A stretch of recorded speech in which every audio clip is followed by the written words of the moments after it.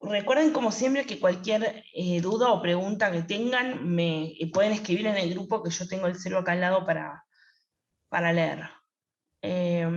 Acá. Bien, todos ven el Power, ¿no?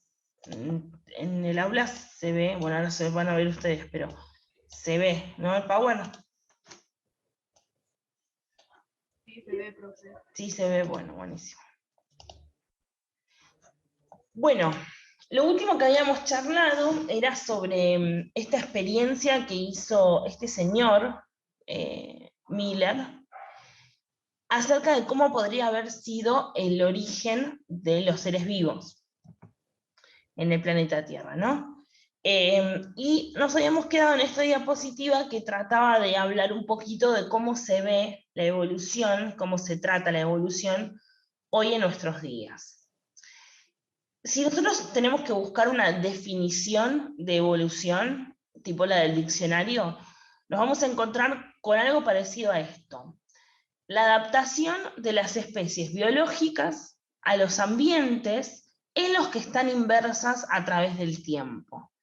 Es decir, cualquier especie biológica que vive en un ambiente, todos vivimos en un ambiente natural o artificial, que se adapta, ¿no?, a todo ese ambiente a través de un determinado tiempo, ¿sí? En un tiempo geológico determinado, ¿no? La palabra clave en esta definición es adaptación, ¿sí? Porque recordemos que la evolución es un concepto que se trabaja teniendo en cuenta que las especies tienen que adaptarse sí o sí, porque las que no se adaptaban perecerían, o sea, desaparecían, morían, ¿sí? Por ende no dejaban descendencias y la especie se terminaba extinguiendo. Pero también, además de esta, que es la típica definición que podemos llegar a encontrar en algún libro o algo así, también la podemos entender como una teoría, ¿sí? De hecho, la teoría de la evolución. Es decir, una teoría en donde se presenta un desarrollo gradual de la vida, o sea, en pequeños pasos, gradual es eso, que se va dando como en pequeñas porciones, de la vida en la Tierra, desde organismos muy simples, yo diría bacterias procariotas, hasta formas mucho más complejas, ¿sí? De cualquiera sea ella forma.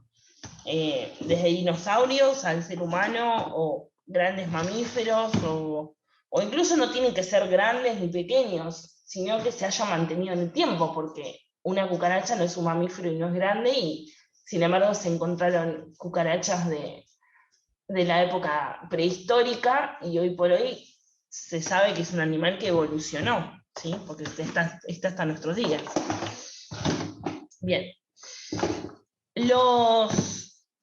Acá, como dice el texto, los organismos actuales, los que hoy encontramos sobre el planeta Tierra, los que conocemos y tenemos trato todo el tiempo, son el resultado de miles de millones de años de evolución, ¿sí? El ejemplo que ponemos siempre, el del mamut con el elefante, ¿no? O sea, se cree firmemente, a causa de que encontramos evidencias físicas, ¿no? Su cuerpo es muy parecido, sus costumbres, que justamente el elefante proviene de el mamut, pero que sufrió muchos cambios a lo largo de toda su vida en el planeta Tierra, y se transformó en lo que hoy conocemos como el elefante, pero provino de otro animal que vivió sobre la faz de la Tierra, que eso se cree obviamente por los fósiles que se encuentran, y que después de millones de años de evolución,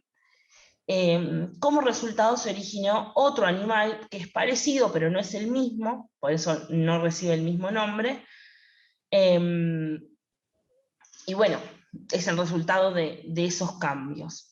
A su vez, también, como decíamos antes, lo llevaron desde formas unicelulares muy simples, como puede ser una bacteria, que ya lo vimos, o un hongo, o mismo un animal unicelular, que bueno, en este caso yo puse, por ejemplo, similares a las bacterias, pero no nos quedemos solo con las bacterias o las plantas o los hongos, ¿sí?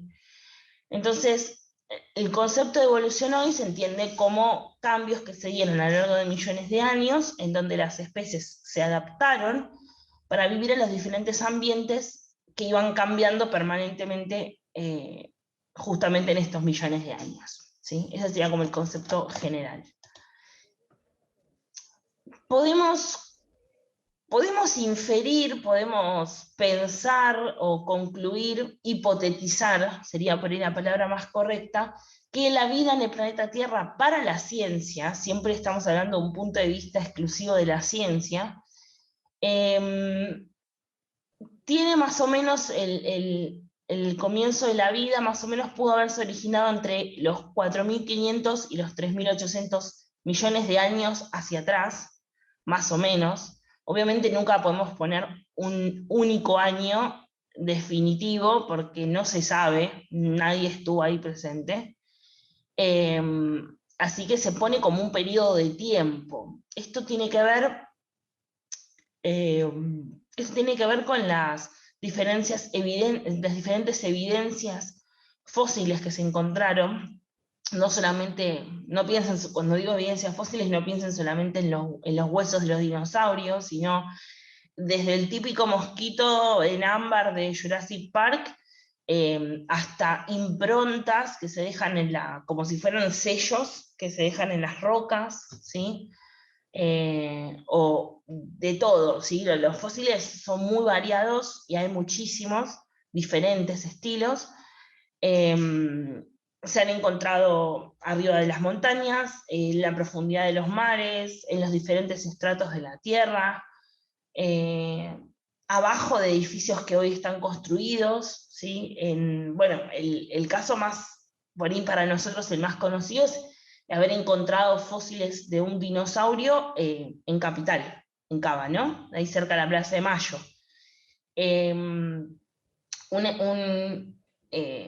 Un dinosaurio muy grande, se creía que era tan grande como el tiranosaurio Rex o más, por los huesos que se encontraron, que obviamente que se le puso el Argentinosaurus, obvio, en Argentina, ¿no? Este es amigo. Así que imagínense que se han encontrado en ciudades que ya estaban establecidas, ¿no? O al pie de volcanes, por ejemplo, en selvas o en desiertos, en todos lados se encontraron fósiles justamente porque las vidas pasadas, estos animales o plantas u hongos o bacterias pasados, que ya no están hoy en nuestros días las especies, colonizaron todo el planeta, al igual que pasa ahora con todos los seres vivos, ¿no? Y también se cree que la vida comenzó y desapareció muchas veces sobre el planeta Tierra. ¿A qué hago referencia con esto? Es que, ¿vieron la típica que está en todos lados, ¿no? Vino el meteorito a la Tierra y ¡pum! Desaparecieron todos los dinosaurios grandes, ¿sí? Eso es muy probable que no sea así. ¿Alguno ve los Simpsons? ¿De acá? Hola, Euge, buen Yo día. sí. Buenas, ¿Cómo va? ¿cómo estás, profe? ¿Bien? Bien, todo bien. Un poco para Dale, gracias. Todos los que estaban durmiendo ahora ya no pueden dormir, que no desenfocaba la cámara. venimos para acá. Vengo en 10 minutos de la cámara. ¿Quién me dijo que veía Los Simpsons?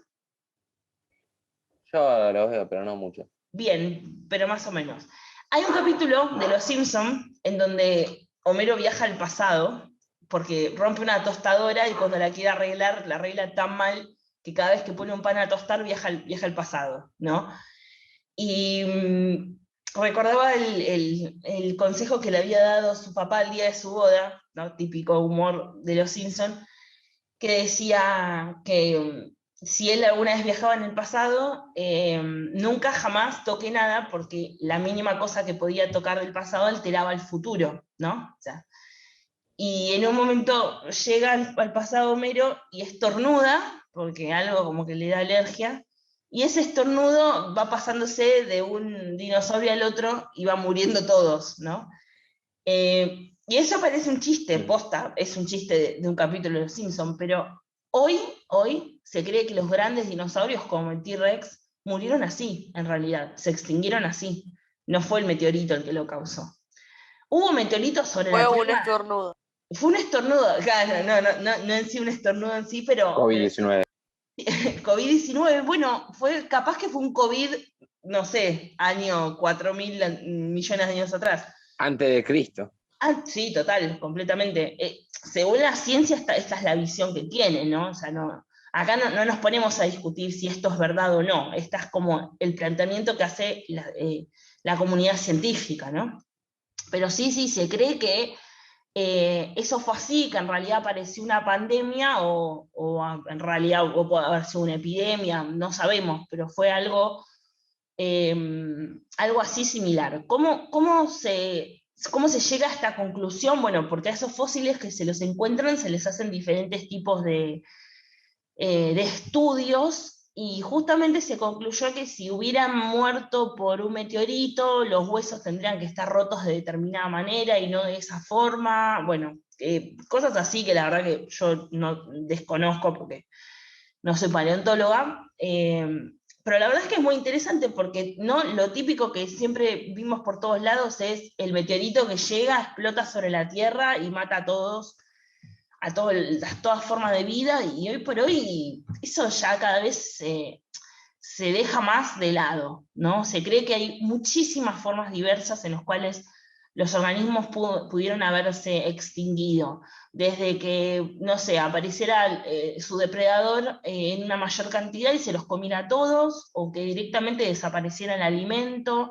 que haya un cambio en la atmósfera que hizo que, no sé, hubiera menos oxígeno y murieran, o más oxígeno y murieran, o el meteorito o algún cometa que impactó, o esto de alguna enfermedad que apareció, que, bueno, le tocó y murieron. Lo que tenemos que entender es que a lo largo de toda la vida del planeta Tierra, esto es una cuestión cíclica, ¿no? Es como que aparece la vida, se desarrolla, por algún motivo desaparece una gran porción, luego se vuelve a desarrollar, y no siempre lo mismo.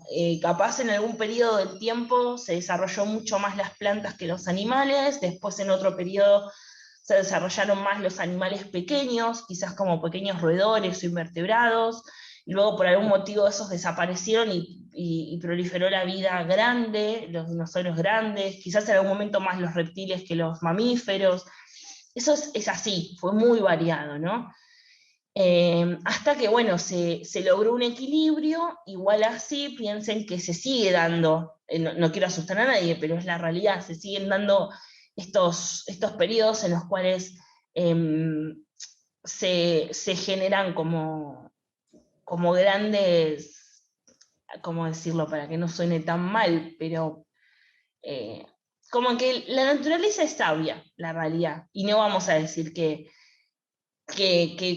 trajo el coronavirus para sacar especies de la Tierra, ¿no? Porque es muy loco pensar eso, pero que haya una pandemia hoy en nuestros días, la hubo hace 100 años atrás, y la hubo hace 200 y hace 300, nos dice que esta depuración, entre comillas, que se da en la naturaleza es resultado de la propia naturaleza, ¿no?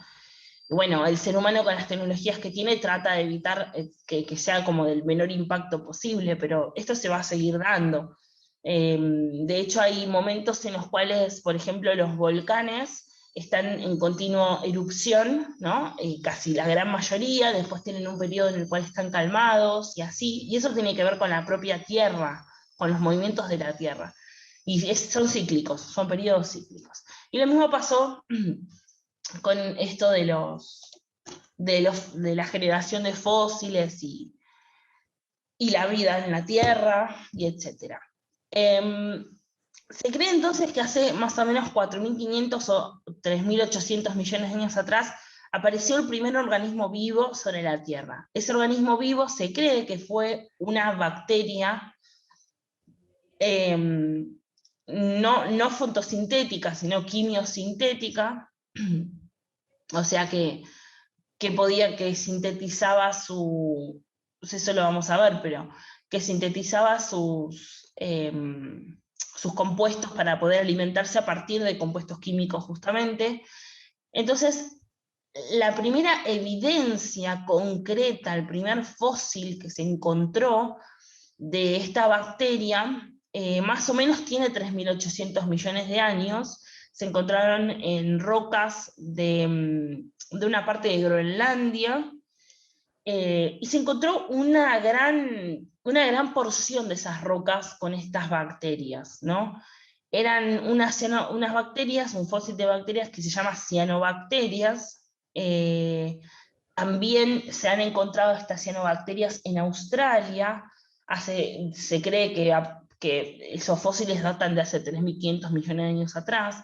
Entonces, con todas estas recopilaciones de fósiles que se fueron haciendo, le calcularon más o menos cuánto cuántos años podría haber tenido el planeta Tierra y cuándo aparecieron los primeros organismos vivos, ¿no?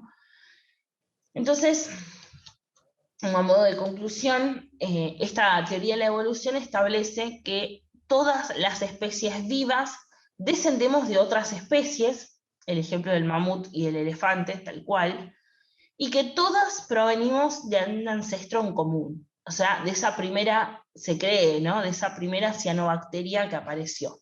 Que hasta ahora es la más vieja. Nadie nos dice que en los próximos años encontremos un fósil más viejo aún que la cianobacteria, y que todos se cree que provengamos de ese organismo.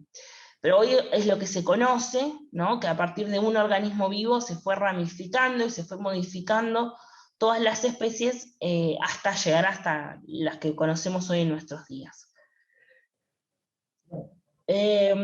Todas estas evidencias fósiles permiten realizar y reconocer diferentes patrones en la evolución, que van desde plantas y animales y seres vivos más simples a lo largo de toda la historia. O sea, se fueron encontrando diferentes fósiles en todas las ramas, en todos los sectores de la biología, por así decir, o sea, en todos los seres vivos, y por eso se cree que son descendientes unos de otros.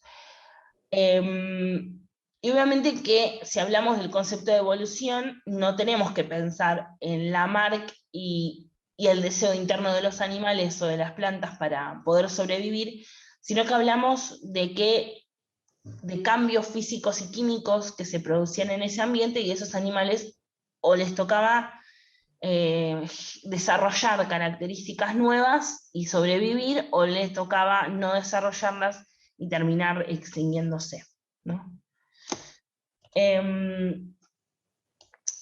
Claro, estos cambios en el ambiente ejercían esta presión en estos seres vivos, al punto tal que los iban modificando para que, como resultado de esas modificaciones, se produjera lo que acabamos de decir, ¿no? Una supervivencia de los seres vivos en donde se reproducían y podían sobrevivir, podían alimentarse de forma correcta, y etcétera, y transmitir esos pequeños cambios que se iban dando, esas pequeñas modificaciones, a toda su descendencia, ¿sí? A todos sus hijos, y los hijos a sus hijos, y así. Y bueno, esas características eran recibidas por los descendientes, los cuales a su vez las transmitían a sus descendientes, y así. Entonces, los animales, plantas, bacterias, hongos, que no podían producir esos cambios por algún motivo, o esos cambios que se daban resultaban no favorables para la presión que estaba ejerciendo el ambiente, iban a tender a desaparecer o a extinguirse o a reducir mucho su población, y obviamente esos cambios no se iban a perpetuar en la especie, ¿no? Porque si los animales iban muriendo, no iban dejando descendencia, y así. Y a modo general, la evolución se da en dos etapas. Primero, cuando aparece de forma azarosa, o sea, completamente al azar, organismos con diferentes tipos de rasgos o características con respecto a sus progenitores, y luego en una segunda etapa en donde hay una selección natural, entre comillas, ¿no? Pensemos como que la naturaleza es sabia y siempre eligió la mejor opción que tuvo, en la cual los organismos que estaban menos adaptados eran eliminados por estas presiones ambientales, y los que estaban mejor adaptados sobrevivían y transmitían los caracteres a la descendencia. No pensemos en la naturaleza como una persona, como algo físico, la naturaleza es algo abstracto, ¿no? Es un nombre que se le pone para hablar de diferentes cosas, ¿está bien? No pensemos que lo elige a dedo o por algo. Básicamente eso es el propio ambiente el cual va marcando el paso de la evolución, ¿sí? Bien, y también se generó en esta época, en nuestros días, esta teoría que se llama teoría sintética de la evolución. También se la llama teoría neodarwinista, ¿sí? O sea, ya sabemos que si toca el tema de la evolución, toca Darwin, y la palabra neo hace referencia a nueva, ¿sí? O sea, una nueva teoría de la evolución como la que propuso Darwin, en donde la teoría de la evolución que propuso Darwin se sigue manteniendo, pero se agregan otras teorías u otras evidencias, otros aportes, que hacen que esa teoría de Darwin pueda extenderse un poco más, ampliarse, y sea un poquito más certera, esté más cerquita de la realidad que la que propuso Darwin, ¿sí? Porque estaba súper bien y se reacepta, pero hoy, con los avances que Darwin no tenía, tranquilamente se puede proponer una teoría un poco mejor, digamos, una que sea más acorde a lo que se cree que pasó en la historia de la vida, ¿no? Y por hoy esta teoría sintética de la evolución es la que es más aceptada entre la comunidad científica, y es aceptada obviamente como válida, ¿sí? Entonces, más o menos surgió en 1930, o sea, hace muy poquito tiempo atrás, y integra 3 disciplinas, además obviamente de la biología que las engloba todas, pero tenemos la genética, la sistemática, que es la taxonomía, el trabajo que ustedes hicieron, y la paleontología. Entonces, teniendo en cuenta estas 3 disciplinas científicas o biológicas, esta teoría postula, primero, que la selección natural producida por el ambiente, ¿sí?, es exactamente igual que la que se produce en la teoría que postuló Darwin. O sea, ahí no hay dudas.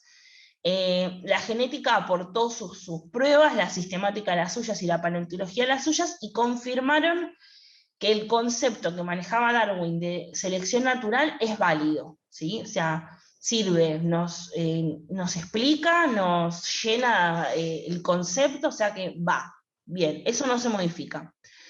Por otro lado, sobre todo por aportes de la genética, se hablan de mutaciones o cambios que son completamente aleatorios, ¿sí? No siguen un patrón, son azarosos, que se dan en toda la estructura genética, en el material genético de los organismos. Esto Darwin no lo pudo explicar, o lo pudo explicar a medias, porque no estaba 100% reconocido el trabajo de muchos genetistas, entre ellos Mendel, que era un hombre de la iglesia, el cual pudo explicar cómo se transmitían los genes de los papás a los hijos y de los hijos a los hijos, y así. No recuerdo ahora exactamente si fue contemporáneo a Darwin, creo que no, pero no, el manejo de la información en ese momento no había internet, ¿no?, para que se conocieran todo al toque.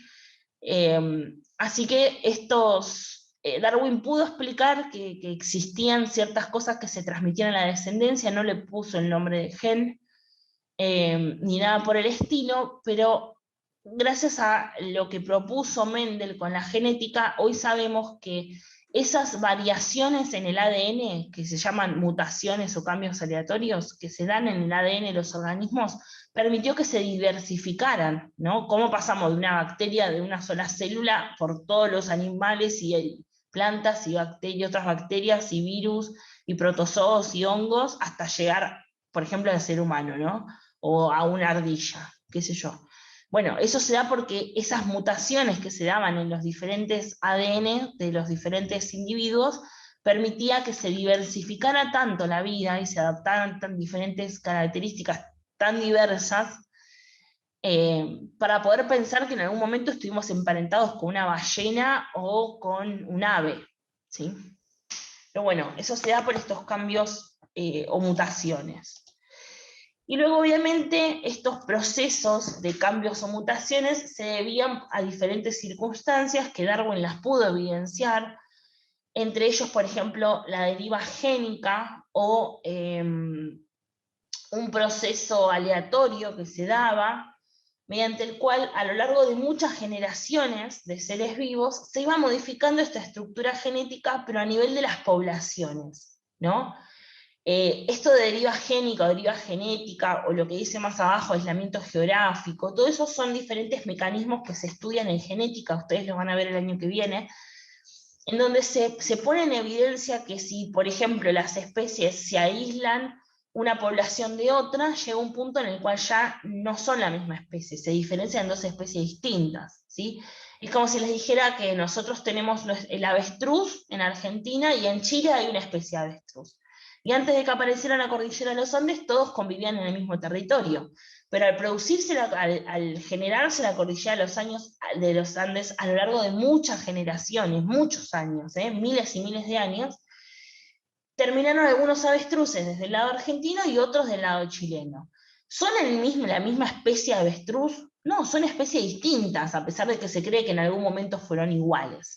Y esto se da porque justamente al estar en el medio de la cordillera de los Andes, eso estableció que haya diferentes tipos de alimentos, por ejemplo, en un lado y en el otro de la cordillera, diferentes climas, diferentes depredadores. Y esa presión del ambiente, al cambiarle el alimento, al cambiarle el clima, al cambiarle la cantidad de predadores, hizo que adoptaran diferentes tipos de características, los avestruces de Argentina, diferentes a la de los avestruces de Chile, al punto en el cual, si yo agarro un avestruz de Chile y un avestruz de Argentina y los quiero reproducir, capaz que nunca se pueden reproducir, porque no se puede, o capaz si se reproducen, el individuo que tienen como hijo, a su vez no puede seguir reproduciéndose. Y ahí entra en conflicto el concepto de especie, porque una especie son individuos que comparten el mismo tiempo, el mismo espacio geográfico, que pueden reproducirse entre sí y dejar descendencia fértil. Entonces, si los avestruces se pueden reproducir, pero no dejan descendencia fértil, no son de la misma especie. ¿Ok? Ok, entonces, todo este proceso de cambios que se fueron dando, son procesos que hoy por hoy se creen que pertenecen a la evolución, ¿sí? Y en este caso se pueden relacionar con la paleontología, con la genética, y etcétera, y amplían de una forma enorme la teoría de la evolución que propuso Darwin, ¿sí? Esa sería como el resumen. ¿Todo bien? ¿Se va entendiendo más o menos hasta acá? ¿En el aula estamos bien? ¿Sí? Perfecto. Sé que es un... Ok, sé que son conceptos bastante complejos de explicar, ¿no? Porque la evolución no se puede tocar ni se puede ver, ¿no? Se puede ver a lo largo de muchos años. Nosotros estamos sufriendo evolución y cambios que no nos podemos dar cuenta, ¿sí? En realidad, capaz que de algunos sí. Las personas que son pelirrojas, ¿no? ¿Ustedes no notaron que cada vez hay menos personas pelirrojas? No sé si lo notaron o lo vieron. Eso es por cambios que se dan en la genética de esas personas, en donde los genes ya no se expresan, y en un momento va a terminar desapareciendo ese rasgo, esa característica.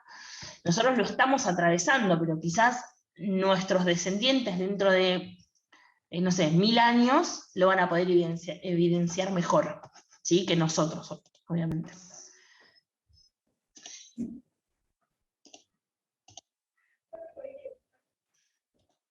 Bien. ¿Se acuerdan que siempre que hablamos, y ya se ha generado un debate, siempre que hablamos sobre Darwin, hablamos también sobre un Wallace, ¿no? Que Wallace, dijimos siempre, fue un poco contemporáneo a Darwin, ¿sí? Y bueno, simplemente trabajó, igual que Darwin, en la teoría de la evolución, quizás no con ese nombre, quizás no así tal cual, pero trabajó en un concepto que era bastante similar. En 1858, yo dije más o menos alrededor de 1850, Darwin presenta una serie de conclusiones junto con Wallace. ¿Qué pasó? Cuando en 1850 Darwin publica El origen de las especies y el concepto de la evolución y el origen de la vida en la Royal Society, Wallace se entera de esto, obviamente, porque todo es parte de la comunidad científica, entonces todos se enteran de todo. Pero, claro, dijo, los dos estamos trabajando sobre lo mismo, qué bueno sería que juntos podamos trabajar sobre el tema. Entonces, mediante cartas se comunican y en el 58 presentan una serie de conclusiones acerca de algunos conceptos de la naturaleza y de la evolución en sí. Lo que dijeron es que la naturaleza es muy fecunda, o sea, está siempre como, siempre considerando que existen las especies y que las especies se modifican y que hubo siempre una cantidad de especies muy, muy elevada conviviendo al mismo tiempo. Entonces, se refiere a eso, ¿no? Como que la naturaleza siempre va a proveer las características necesarias para que las especies puedan seguir viviendo. Ahora depende de las especies si se modifican o no, ¿no? Pero bueno, la naturaleza por lo pronto lo provee. En cada especie siempre nacen muchos más individuos de los que pueden llegar a sobrevivir. ¿Alguno vio la película de Nemo? ¿La de Nemo? ¿La vieron en el aula? ¿La vieron la de Nemo? Sí. ¿Sí?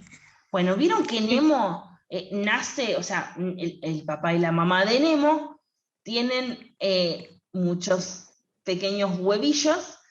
Y claro, de todos esos huevos, ¿se acuerdan que nada, el tiburón llega, bueno, se come la mamá de Nemo, y se come todos los huevos y sobrevive uno, ¿no?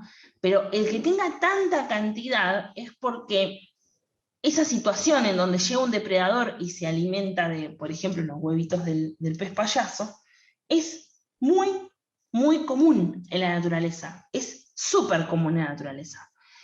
No solamente que, bueno, voy a poner, esto es un caso muy triste, no se pongan a llorar, porque a mí me re deprime, pero ¿vieron en los documentales del Discovery y todos esos canales así? Y siempre, sí, lloren conmigo, siempre muestran lo de las tortugas. ¿Alguno vio lo que pasa con las tortugas bebés? No se rían, no es para reírse en el aula, ¿por qué se ríen de mi sufrimiento? Bueno, las tortugas van a desovar, van a poner sus huevos a la playa, las tortugas de agua, ¿no? Y cuando nacen, y después se vuelven a armar, y bueno, ya cada tortuguita quedará, ¿no? Bueno, a su suerte. Y cuando las tortuguitas nacen, tienen que correr hacia el mar, porque las gaviotas y diferentes tipos de aves están ahí esperando a que nazcan. O sea, y de las 100 tortugas que nacen, por ahí llegan 5 o 6 al océano, el resto se las comen todas. Es re triste. O sea, pobrecita las tortuguitas recién nacieron y ya son comidas. Es horrible, pero eso es como re hiper común. ¿Por qué las tortugas ponen tantos huevos si saben que la gran mayoría van a morir? Bueno, justamente por eso, porque tengo que poner una gran cantidad. Imagínense si ponen poquitos huevos, no sobrevive ninguna tortuga. Por ende, se termina la especie.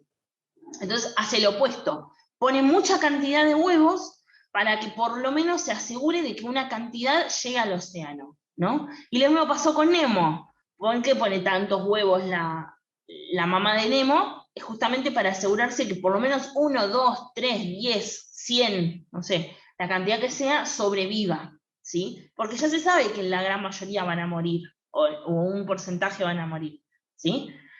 ¿Por qué mueren? Por el depredador, mueren porque cambian las condiciones del ambiente, mueren por lo mismo que siempre veníamos hablando, porque eso no afecta solo a los adultos, a los jóvenes y a los huevos también, o a las larvas, ¿sí? Pasa exactamente lo mismo.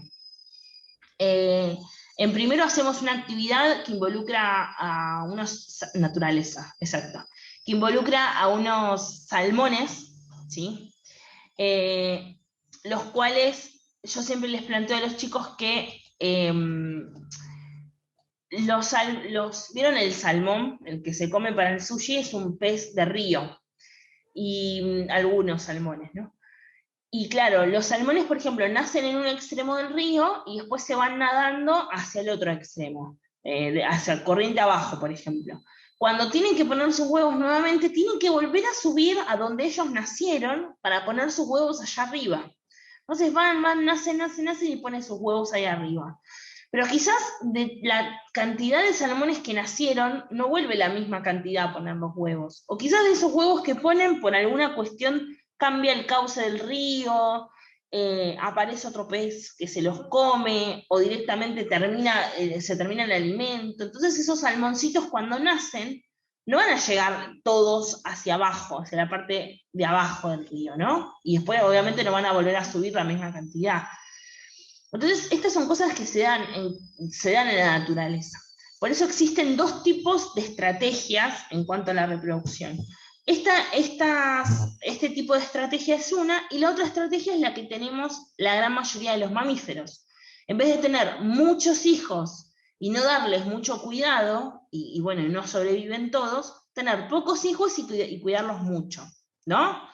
Eso pasa en la naturaleza. Los elefantes tienen una cría por año porque la cuidan muchísimo. Puede pasar que esa cría muera así, siempre, pero no es lo mismo que tu papá te esté cuidando, todos tus papás te estén cuidando todo el tiempo, a que te dejen a tu suerte, ¿sí?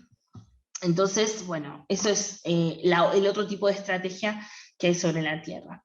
Lo que postulaba exactamente Darwin y Wallace era que la naturaleza es tan sabia que hizo, que terminó como produciendo, sí, como, voy a decir charlando, que la naturaleza no tiene boca, no habla, profe, claro.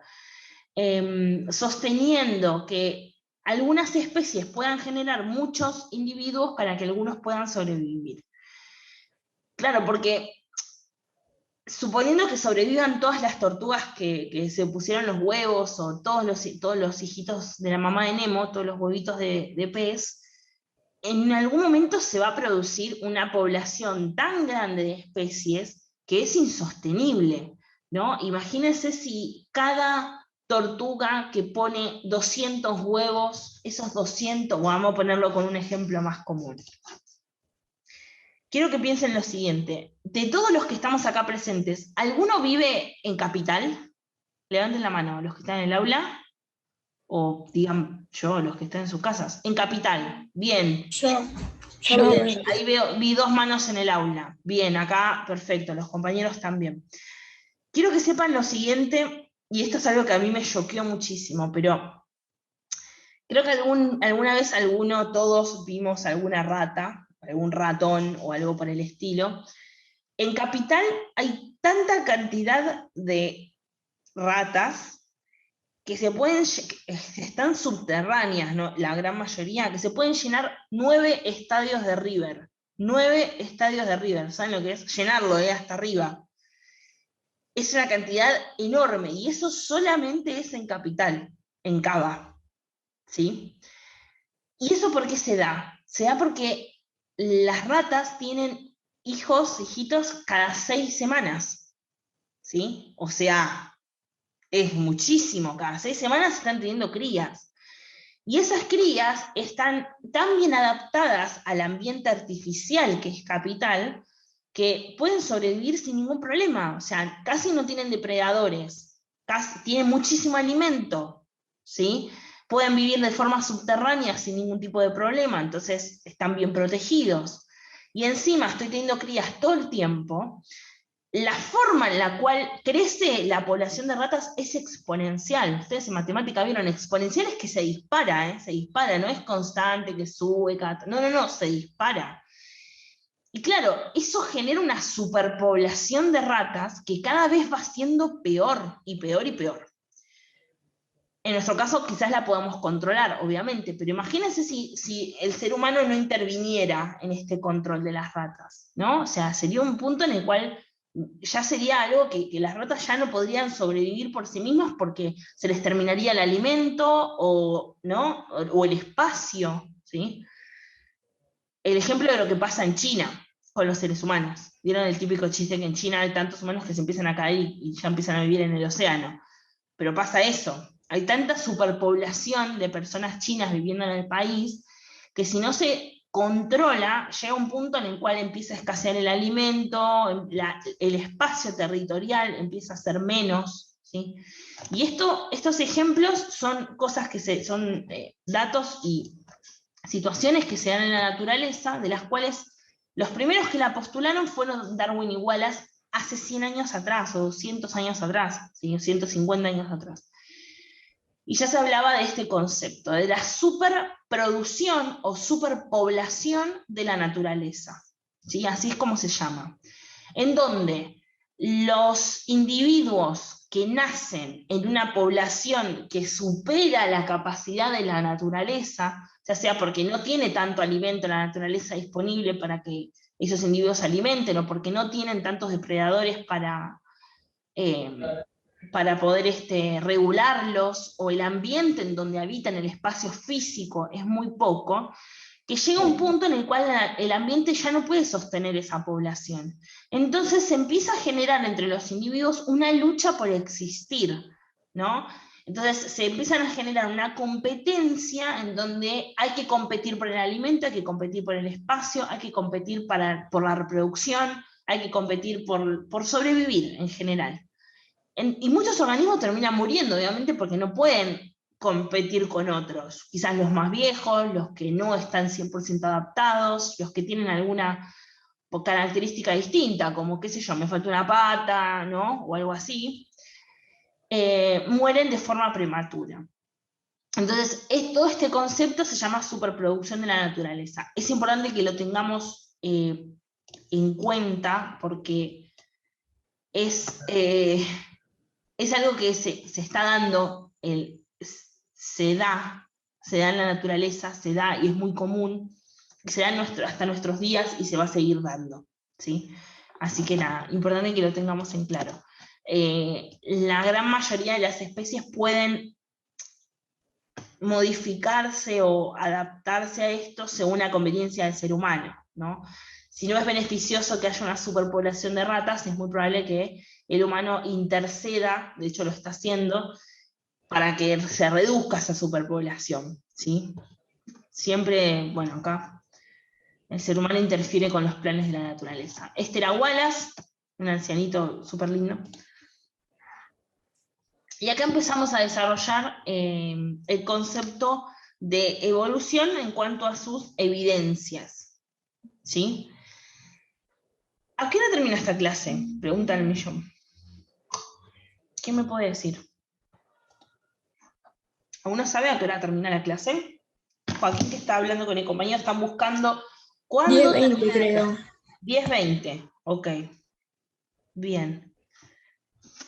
Así que, ¿les parece, ya que son las... Sí, 10, yo tengo todo 10 y 10 o 10 y algo. ¿Les parece que veamos, ya que son las... Escucha, están pasando unos nenes. ¿Qué pasó? No, que yo pregunté a qué hora terminaba la clase mía, esta clase de biología. 10:20, ¿no? 10, por ahí, si no me equivoco. Ok. Entonces, como son las 10, vemos la introducción del siguiente tema y lo dejamos acá. ¿Está bien? Y el resto del tiempo, tranquilitos ahí en el aula sin hacer lío, y bueno, en sus casas si quieren pueden irse. ¿Poquito, profe? ¿Cómo? Jugar un poco, hablar de la vida. Exacto, jugamos un poco, hablamos de la vida, pero vemos la introducción, vemos solo la introducción de este tema, ¿sí? No pasamos de esta diapositiva, se los prometo, ¿ok? Solo la introducción. Y después hablamos de la vida, ¿sí? Dale, buenísimo. Andá, sentate, asistente personal. Le va a tener que empezar a pagar un sueldo a este chico. Sí, claro. Te voy a pagar con notas. Eso me conviene más que un plata hoy. Bien, buenísimo. Entonces, hagamos un pantallazo general a qué se refiere con esto de evidencias de la evolución. Es súper fácil, porque nosotros venimos hablando súper re bien del concepto de evolución y de la teoría de la evolución y que Darwin y todo eso, ¿no? Pero todas las teorías se tienen que respaldar por alguna evidencia, ¿no? Yo digo, la teoría, la Tierra es plana, pero tengo que tener una evidencia de lo que estoy diciendo, sobre todo si soy un científico conocido, ¿no? Si soy un 4 de copa como es la profe, no, bueno, puedo hablar de cualquier teoría y nada, pero si quiero que esa teoría se tome en serio, tengo que dar una serie de pruebas o de evidencias que me afirmen lo que yo estoy diciendo, lo que yo estoy postulando, ¿no? Entonces, hoy por hoy sabemos que en cuanto a evolución se trate, la teoría de la evolución o la teoría sintética de la evolución que vimos recién es como la teoría más aceptada. Y es la más aceptada porque se presentaron a lo largo de los años muchas evidencias, las cuales nos hacían decir, ok, sí, puede ser que haya sido así la evolución, que se considera así, porque son evidencias muy claras. Y no solamente las presenta en general las disciplinas de la biología, como puede ser la genética, la paleontología, lo que vimos antes, sino que también además de la biología la presentan la física, la química, la matemática, otro tipo de ciencias, ¿no? Entonces, claro, todas las evidencias de las cuales hablaba Darwin en el libro que él escribió, El origen de las especies, también se agregaron otras, son el resultado de un montón de investigaciones científicas, ¿sí?, que se llevaron a cabo a lo largo de todos estos años. Y más ahora con las nuevas tecnologías, ¿no? Tengo la posibilidad de poder presentar evidencias de investigaciones científicas mucho más detalladas, ¿no?, que se ven más claramente. Y todas estas evidencias ayudan a sostener una posición, ¿sí?, adoptada por muchos científicos, en donde la evolución es un hecho, ya no se duda, como vimos al principio. Esto para algunos científicos, ¿no? No estamos diciendo que todos los científicos tienen que creer en la evolución, pero realmente hay un grupo de científicos que acepta estas evidencias, las comparten, las charlan, las modifican, pero siempre a la luz de que existe evolución, que la evolución existe, que siempre fue así, que siempre va a ser así. Eso sí o sí queda asentado, pero hay mucha controversia aún sobre cómo se produjo esa evolución, ¿no? Yo te puedo decir, la evolución existe, pero cómo se dio esa evolución a lo largo de los años, bueno, eso sí sigue siendo discutido, ¿no? Es como que todavía aún en la comunidad científica hay muchas personas que creen que fue por un motivo, fue por otro, o lo que sea. La próxima clase y la siguiente por ahí vamos a hablar acerca de esas evidencias en las cuales los científicos se basan para hablar, para explicar que existe evolución, que es real, que se da, que se produce. Y vamos a aprender estas evidencias, algunos procesos evolutivos que la verdad están bastante copados. A uno lo dejan, no porque a mí me gusta, obviamente, yo les tengo que decir que son copados, pero a uno lo dejan pensando acerca de algunas cosas que antes por ahí no nos cerraban y nos empiezan a cerrar con esto, ¿no? Así que, nada, dejo el pie para las próximas clases charlar sobre esto. Dejo de compartir. Ahí está. Antes de ponernos a hablar sobre la vida, les recuerdo, aquellos que deben el trabajo 1, lo van entregando por físico si quieren, o sea, les conviene, porque después se nos van a ir juntando. Ya subí el trabajo número 2 al Classroom, si alguno no lo puede abrir por X motivo, me avisa y se lo envío, no hay problema, o lo subo al grupo, lo que sea. Voy a subir el video de hoy, apenas termine la clase, a YouTube, ¿sí?